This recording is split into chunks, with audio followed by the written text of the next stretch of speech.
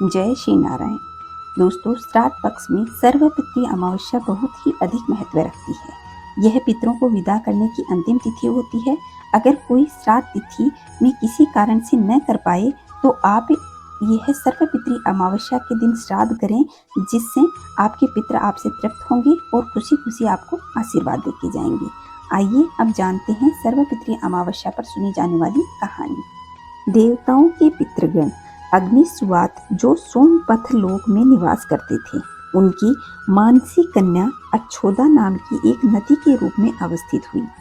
मत्स्य पुराण में अच्छोद सरोवर तथा अच्छोदा नदी का जिक्र मिलता है, जो कश्मीर में स्थित है। एक बार अच्छोदा ने 1000 वर्ष तक तपस्या की, जिससे प्रसन्न होकर देवताओं के पितृगण अग्निश्वात और बरहिष्पद अपने अन्य पितृगण अमावसु के साथ अच्छोदा को वरदान देने के लिए आश्विन अमावस्या के दिन उपस्थित हुए। उन्होंने अच्छोदा से कहा कि हे पुत्री, हम सभी तुम्हारी तपस्या से अति प्रसन्न हैं, इसलिए जो चाहो वह वर मांग लो।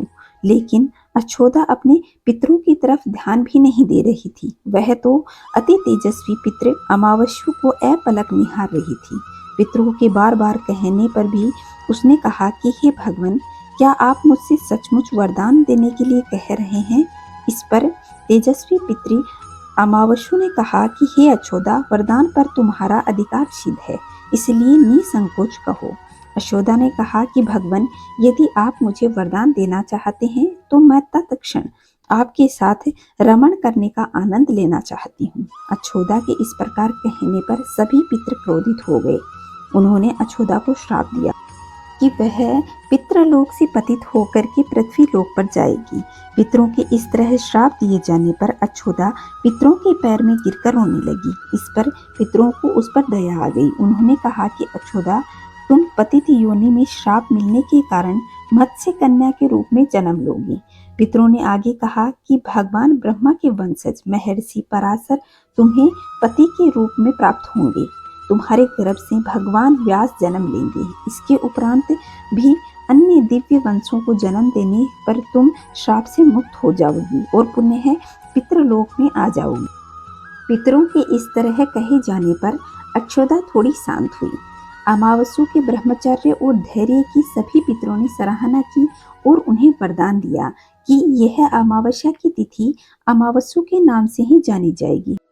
जो प्राणी किसी भी दिन श्राद्ध न कर पाए और अमावस्या के दिन श्राद्ध तर्पण करके सभी बीते 14 दिनों का पुण्य प्राप्त कर सकेंगे और इससे पितृ तृप्त होंगे।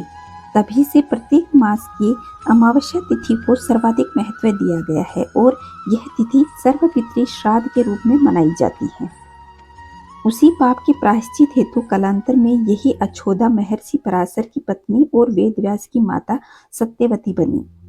तत्पश्चात समुद्र के अंशभूत शांतनु की पत्नी हुई और 2 पुत्र चित्रांगद और चित्रवीर्य को भी जन्म दिया। के नाम से ही कलयुग में अष्टका श्राद्ध मनाया जाता है। तो दोस्तों, यह थी सर्वपितृ अमावस्या की कहानी। अगर आप लोगों को पसंद आई हो तो आप चैनल को सब्सक्राइब करके पास के बेल आइकन को दबाएं। खुश रहें, मस्त रहें। और सर्वपितृ अमावस्या किस तरह से तर्पण श्राद्ध करना है, उसका वीडियो भी चैनल पर उपलब्ध है। आप वहां से जाकर भी जानकारी प्राप्त कर सकते हैं। जय श्री नारायण।